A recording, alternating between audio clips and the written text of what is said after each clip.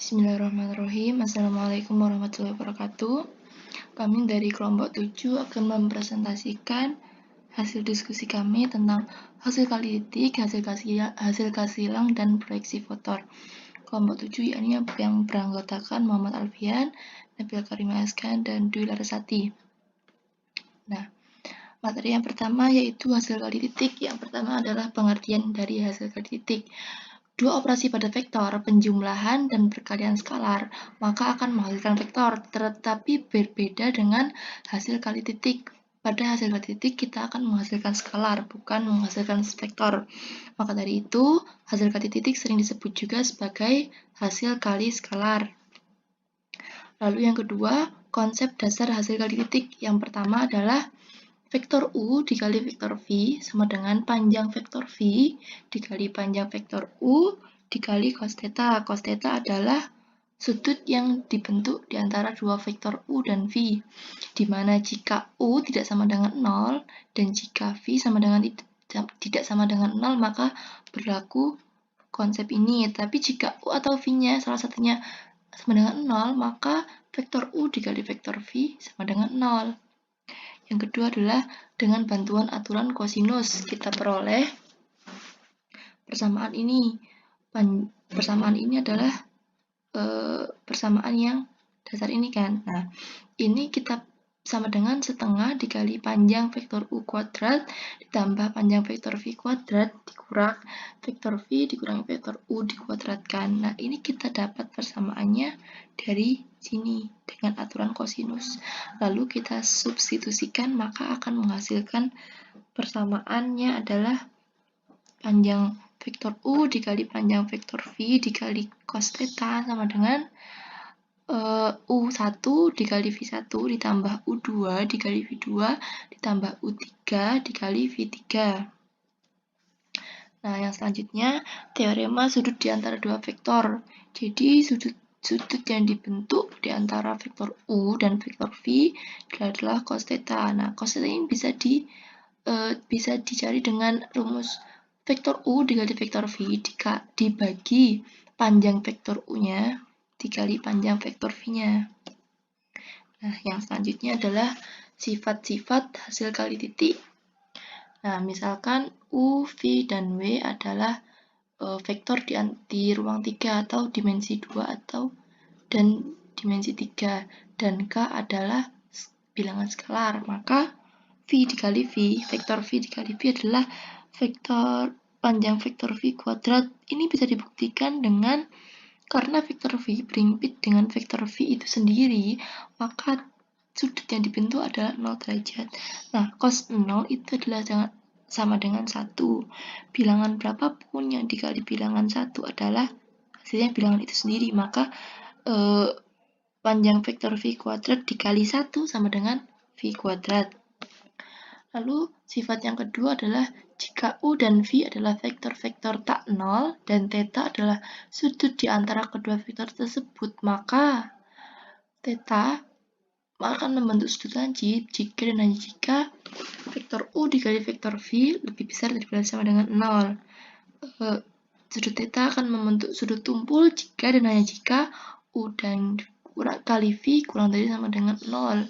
Dan theta akan membentuk sudut pi per 2 atau 90 derajat jika dan hanya jika U dikali V sama dengan 0. Karena jika panjang vektor U-nya lebih dari 0 dan panjang V-nya lebih dari 0, serta berdasarkan definisi hasil kali titik bahwa vektor U dikali vektor V sama dengan panjang vektor U dikali panjang vektor V dikali sudut yang membentuk diantaranya, maka vektor U dikali V memiliki tanda sama dengan cos theta atau sudut yang dibentuk diantaranya. Sifat yang ketiga adalah vektor U dikali V sama dengan vektor V dikali U. Sifat ini disebut sifat komutatif, maksudnya jika U1 dikali V1 ditambah U2 dikali V2, maka hasilnya sama dengan V1 ditambah U1 dikali U1 ditambah V2 dikali U2. Itu hasilnya akan sama disebut sifat komutatif. Dan yang ketiga, maksudnya yang keempat, vektor U dikali vektor V ditambah W sama dengan U dikali vektor V ditambah vektor U dikali vektor W. Sifat ini disebut sifat distributif seperti yang bisa kita pelajari. U dikalikan dengan V dulu, lalu bisa ditambah dengan U dikali W. Itu hasilnya sama. Lalu yang kelima, ada bilangan skalar K dikali vektor U dikali V. Itu akan sama dengan bilangan skalar dikali salah satu vektornya, U, lalu dikali vektornya lagi, lalu sama dengan vektor K dikali vektor, skalar K dikali vektor V, dan lalu baru dikalikan U, itu hasilnya akan sama saja bilangan. Sifat ini disebut sifat komutatif. Lalu sifat yang keenam adalah jika vektor V dikali V lebih dari 0, jika V-nya tidak sama dengan 0 dan V dikali V sama dengan 0 jika V-nya 0. Karena V tidak sama dengan 0 berakibat panjang vektor V-nya itu nanti dipangkatkan lalu diakarkan, itu tidak sama dengan 0. Kalau V-nya sama dengan 0 berakibat panjang vektornya itu 0 kuadrat tambah 0 kuadrat tambah 0 kuadrat lalu diakarkan, itu sama saja hasilnya dengan 0. Nah, sudah memasuki contoh soal dari hasil kali titik. Contoh soal yang pertama, jika ada vektor P dan Q dalam ruang 3 dimensi dengan vektor P-nya itu 2i min 3j plus 4k dan vektor Q 3i min k, tentukan hasil kali titik dari P dan kali Q. Jawabannya kita tulis konstantanya di sini, dan pada vektor Q konstanta dari I adalah 3, dari J adalah 0 karena tidak ada, jadi tetap harus diisi, dan K itu adalah sama dengan min 1. Seperti yang tadi kita bahas, cara mengoperasikannya adalah 2 dikali 3 tambah min 3 kali 0 ditambah min 1, 4 dikali min 1, hasilnya sama dengan 2. Selanjutnya, contoh yang kedua, dua buah vektor U dan V membentuk sudut sebesar 60 derajat. Jika panjang vektor U sama dengan 4 dan panjang vektor V sama dengan 7, maka tentukan vektor U dikali vektor V. Tadi, seperti sifatnya adalah vektor U dikali vektor V sama dengan panjang vektor U dikali panjang vektor V dan dikali sudut yang membentuk diantaranya adalah cos 60 derajat. Panjang vektor U diketahui adalah 4. Panjang vektor V adalah 7 dan cos 60 derajat adalah setengah. 4 dikali 7 sama dengan 28 dikali 1/2 adalah 14. Baiklah, kita masuk ke pembahasan selanjutnya, yaitu hasil kali silang. Pengertian: hasil kali silang atau vektor dari A dan B adalah sebuah vektor C sama dengan A silang B atau dibaca A silang B. Besarnya A dan B didefinisikan sebagai hasil kali antara besarnya A dan B dan sinus sudut beta antara keduanya. Arah vektor C sama dengan A silang B tegak lurus pada bidang yang memuat A dan B sedemikian rupa sehingga A, B, dan C membentuk sebuah sistem tangan kanan. Dan ini rumusnya. Ya, bentar. Ini rumusnya.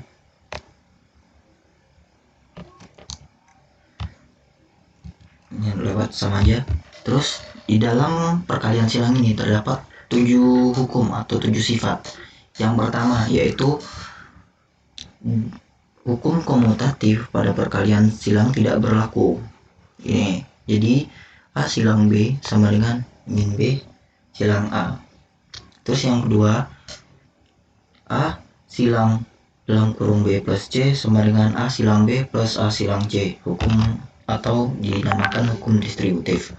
Yang ketiga, M kali A silang B sama dengan dalam kurung M kali A silang B sama dengan A silang dalam kurung M kali B sama dengan dalam kurung A silang B kali M, di mana M adalah sebuah skalar.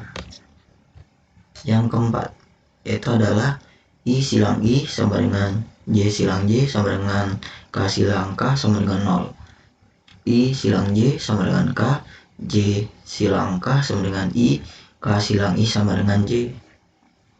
Terus yang kelima, jika A sama dengan A1I plus A2J plus A3K dan B sama dengan B1I, B2J plus B2K, maka A silang B seperti ini. Ini ya, langsung aja ya.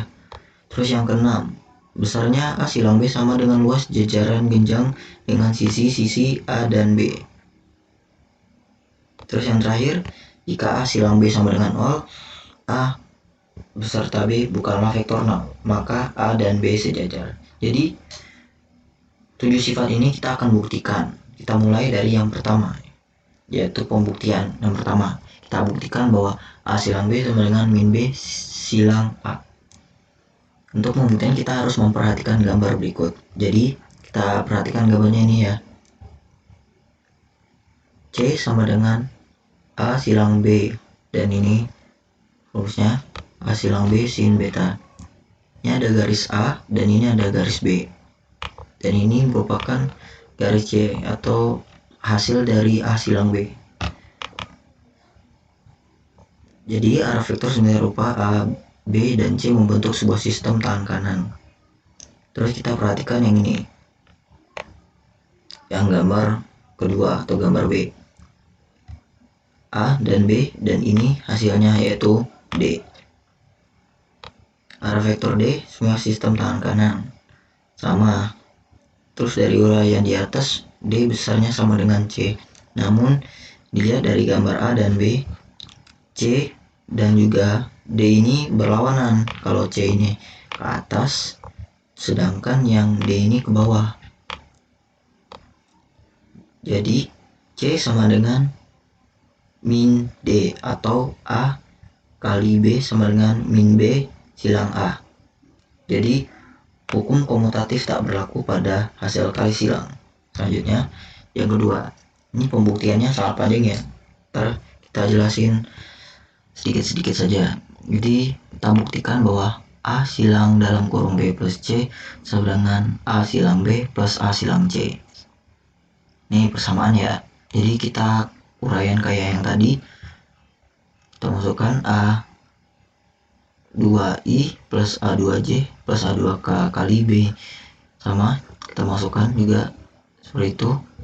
Terus kita buat dalam bentuk model matriks gini, matriksnya ini ya.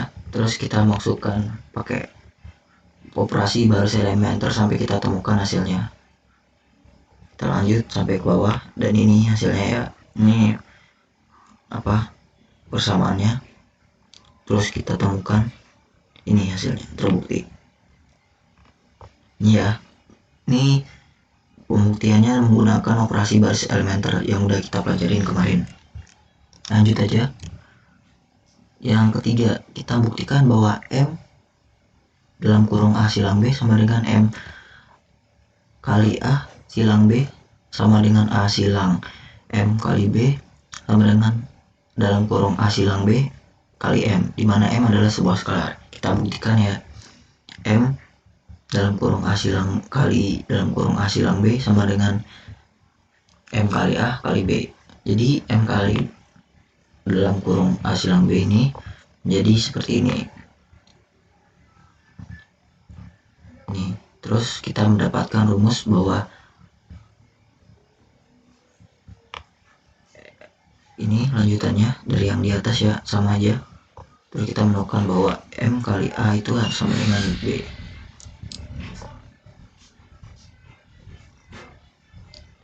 Ya, ini untuk pembuktian yang selanjutnya bisa dilihat hampir sama yang di atas, cuman bedanya kalau di sini yang dikali B nya dikali M kali A, kalau di bawahnya kan A dikali M kali B. Sedangkan kalau yang bawahnya ini yang 2, yang langsung A silang B dikali M. Sama sebenarnya, ini kan cuma beda aja kan, M nya di depan sama di belakang. Jadi ya hasilnya seperti ini.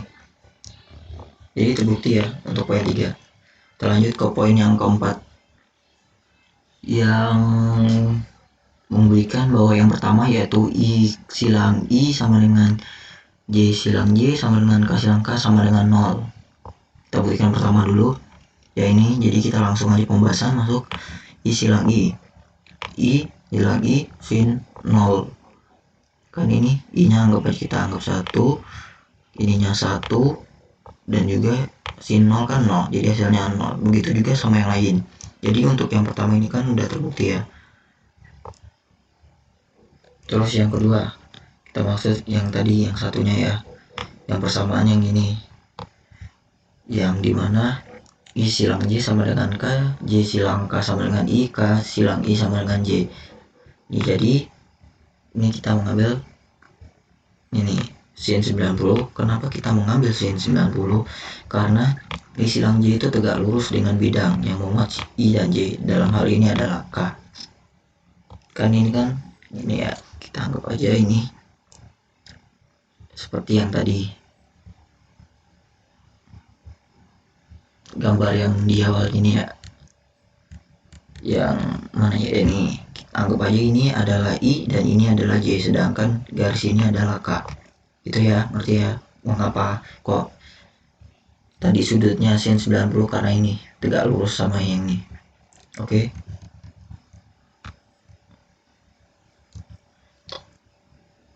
Dan itu kita masukkan semua dan hasilnya terbukti. Terus kita masuk yang kelima. Jadi yang kelima nih kita juga membuktikan bahwa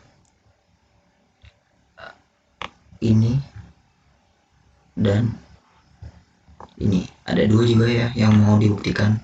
Kita ambil satu aja biar mempersingkat durasi. Yang pertama ya, yang A silang B. Oh enggak, ini rupanya disilangkan keduanya. Sama kayak tadi, kita harus mencari ininya dulu dengan menggunakan baris operasi baris elementer. Terus kita dapatkan ini ya, kita kalikan, masukkan sampai kita menemukan hasilnya. Bentar ya, sampai kita menemukan hasilnya ini. Kita buktikan kembali nih, cara-caranya sama.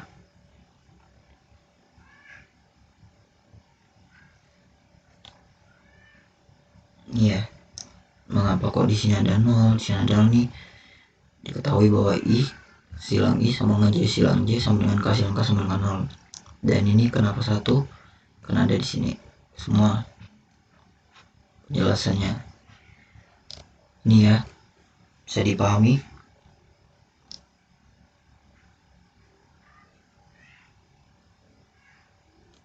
Oke, kita lanjut ke nomor 6. Kita akan membuktikan bahwa besarnya A silang B sama dengan luas jajar genjang dengan sisi A dan B berdasarkan gambar jajar genjang di samping. Jadi kita akan mencari rumusnya dulu. Terus kita memasukkan ke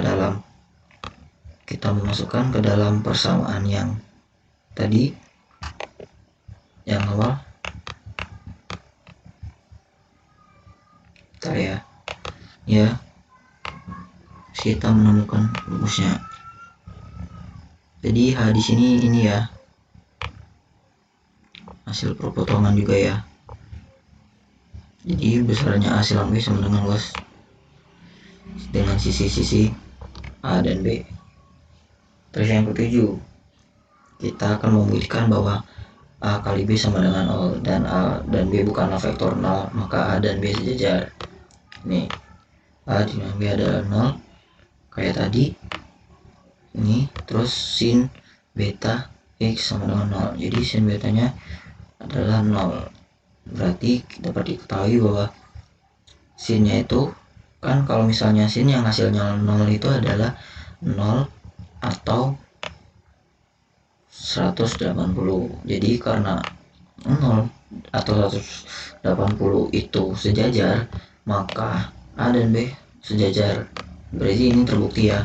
Kenapa kok ininya nih? Karena di sini 0. Nih ya, ini 0 dan sin beta, sin alfa atau sin beta yang hasilnya 0 itu adalah sudut 0 derajat dan juga sudut 180. Sedangkan sudut ini adalah sejajar. Maka terbukti bahwa A dan B sejajar. Baiklah, kita masuk ke contoh soal dari hasil kali silang ini.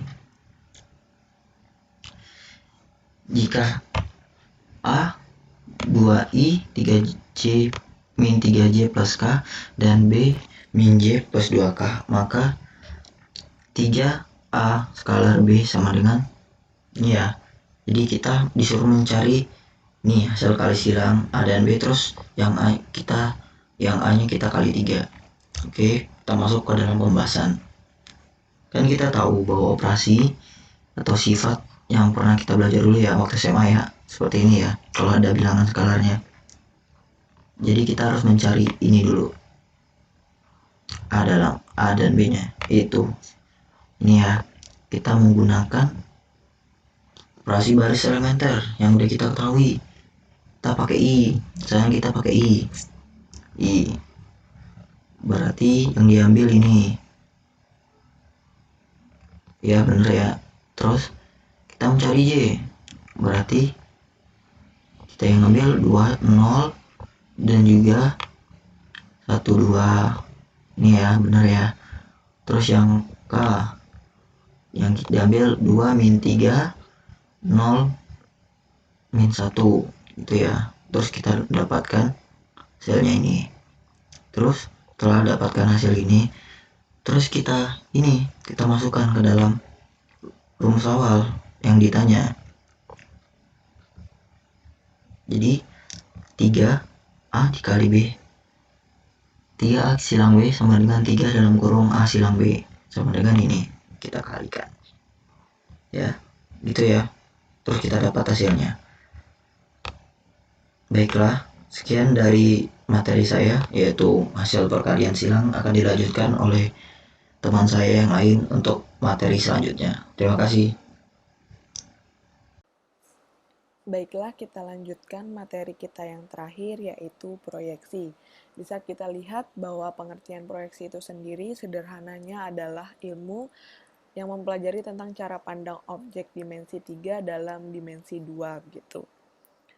Kita bisa lihat dalam sebuah ilustrasi terdapat dua buah objek, yaitu seorang anak kecil dan sebuah pohon.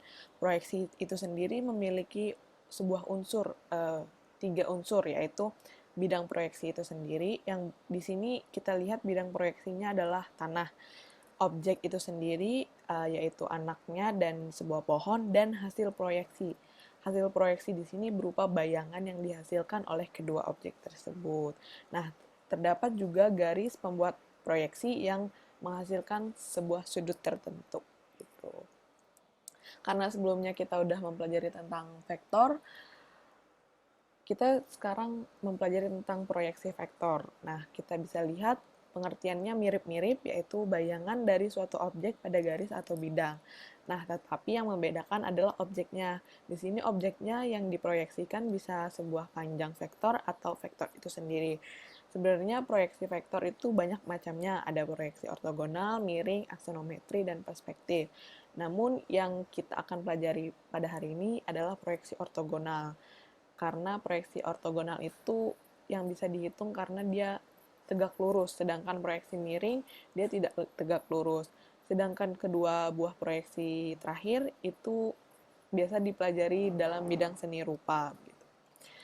Nah, kita lihat proyeksi vektor ortogonal itu apa sih? Cara pandang pada sebuah objek yang ditarik garis lurus pada sebuah bidang datar gitu. Jadi sudutnya harus 90 derajat. Nah, proyeksi ortogonal sendiri dibagi dua. Jadi ada proyeksi vektor dan proyeksi skalar. Karena sebelumnya juga vektor mempunyai vektor itu sendiri dan mempunyai panjang. Kalau proyeksi vektor, objek utamanya adalah vektor.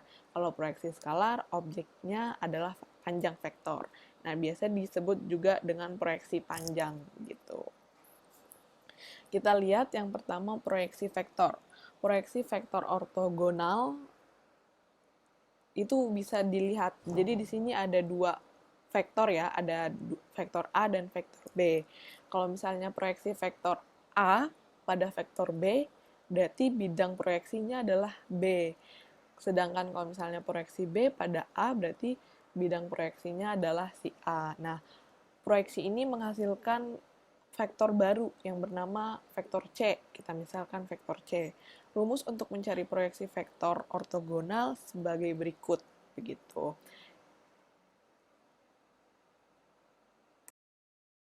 Selanjutnya adalah proyeksi skalar. Nah, di sini proyeksi skalar yaitu berarti mencari panjang dari proyeksi yang dihasilkan dari dua buah vektor.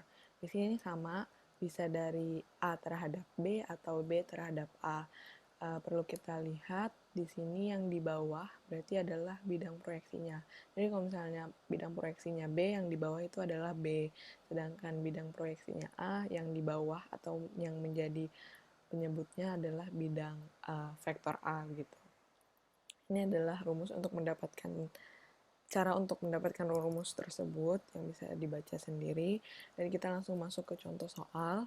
Diketahui A 6 min 4 2 dan B 4 2 min 2. Tentukan proyeksi vektor A pada vektor B. Itu mudah. Jadi kayak kita langsung masukkan ke rumus yaitu vektor C A dot B dibagi panjang vektor B kuadrat dikali vektor B gitu. Di sini kita masukin A-nya dan B-nya, sedangkan panjang vektor adalah kan akar. Kalau misalnya dikuadratkan hilang akarnya.